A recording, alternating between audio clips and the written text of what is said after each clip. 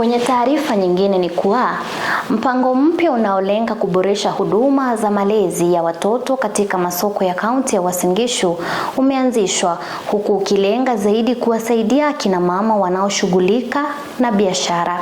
Mpango huo unaohusisha serikali ya kaunti ya Uasin Gishu, NIERA pamoja na chuo kikuu cha Jaramogi Oginga Odinga unalenga kuandaa huduma za malezi zinazozingatia jinsia na mahitaji halisi ya wanawake pamoja na watoto katika jamii za wafanyabiashara, kama jinsi mwanahabari wetu Felix Wanjala anavyoarifu. Ni afueni kwa wafanyabiashara katika masoko ya Uasin Gishu, huku mpango wa huduma bora kwa malezi ya watoto yakianza kuzinduliwa katika baadhi ya masoko yanayojengwa eneo hilo, hasa katika jiji la Eldoret, kufuatia juhudi za wadau kuanzisha mazingira salama kwa watoto katika maeneo ya biashara. Tuna target kwamba wakati president atakuja hapa kusherehekea mambo ya mashujaa, pia atasafika pale na tuweze kuzindua, na ingekuwa vema kama hiyo section ya kuchunga watoto wetu pia iko tayari, kwa sababu ni kitu yenye si ya kawaida.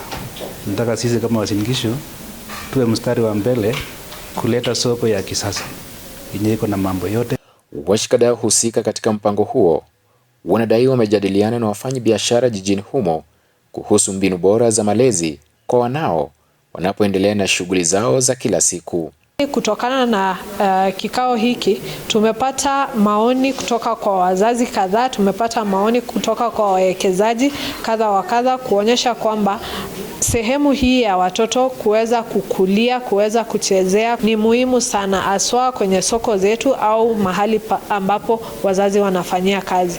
Mpango huu unaongozwa na utafiti uliofanywa kupitia ushirikiano kati ya serikali ya kaunti ya Uasin Gishu, NIERA na chuo kikuu cha Jaramogi Oginga Odinga unatazamiwa kuhakikisha kila mmoja anafanya shughuli zake bila kuathirika kivyovyote kutokana na masuala ya malezi kwa wanao. This research is a collaboration with the county government and NIERA and Jaramogi Oginga Odinga University, and our goal is to design gender responsive childcare services in Uasin Gishu County markets.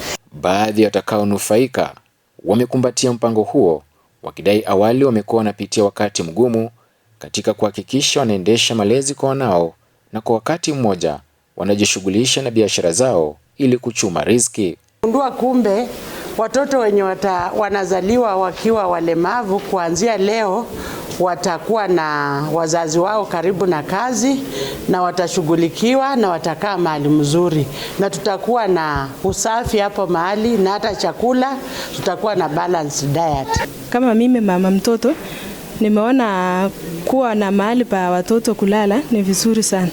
Tena imetusaidia sisi kama wamama, kwa sababu kuna mahali watoto wanalalia, wanaweza cheza, wanaweza badilishiwa pamba suko, ni vizuri.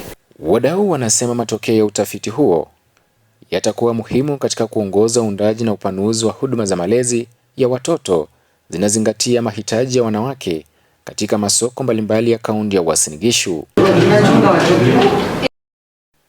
Wahusika mpango huo wana imani kuwa ifikiapo Oktoba tarehe 20 mwaka huu wa 2026, wakati wa sherehe za mashujaa zinazotazamiwa kufanyika eneo hili, Rais William Ruto ataweza kuzindua mradi huo tayari kuwafahidi wafanyabiashara.